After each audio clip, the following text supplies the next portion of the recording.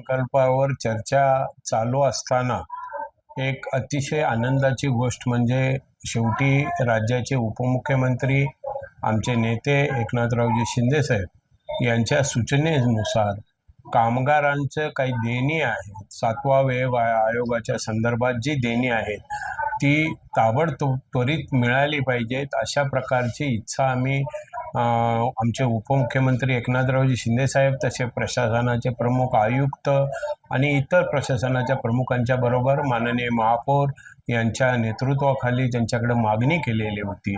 कारण महापालिकेमध्ये निश्चितच प्रकारे कामगारांची देणी देण्याच्या बाबत नेहमी सकारात्मक भूमिका ही शिंदे साहेबांची असते। त्या दृष्टिकोनातून आम्ही माननीय आयुक्तांच्याकडे मागणी केल्यानंतर शिंदे साहेबांनी तशा सूचना केल्यानंतर प्रशासनाने अर्थसंकल्प चालू असताना 7वा आयोगाची जी देणी बाकी आहे ते देण्याच्या संदर्भाची भूमिका या ठिकाणी आज घेतले। अतिशय आनंदाची गोष्ट आहे। या ठिकाणी परिवहनचे कामगार असतील, महापालिकेचे कामगार असतील, सर्वांना या ठिकाणी देणी मिळणार आहे।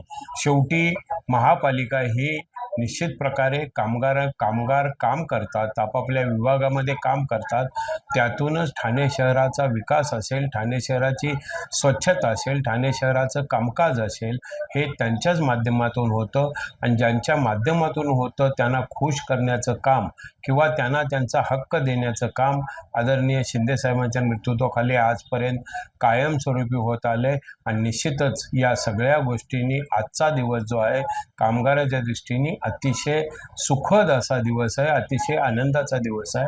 एवढीच या ठिकाणी मी आपल्या समोर घोषणा करतो। सर, एकूण 5 हप्त्यामध्ये ही तिसरा हप्ता मिळणार, पण जे बाकी होतं आता जे अर्थसंकल्पाची परिस्थिती एकंदरीत पाहता जे बाकी होतं देण्याची भूमिका या ठिकाणी प्रशासनाने घेतलेली आहे, ही गोष्ट आनंदाची। आणि सर, परिवहनच्या महापालिकेच्या कर्मचाऱ्यांना 2 हप्ते मिळाले, मात्र ठाणे परिवहनला सर्व मिळणार।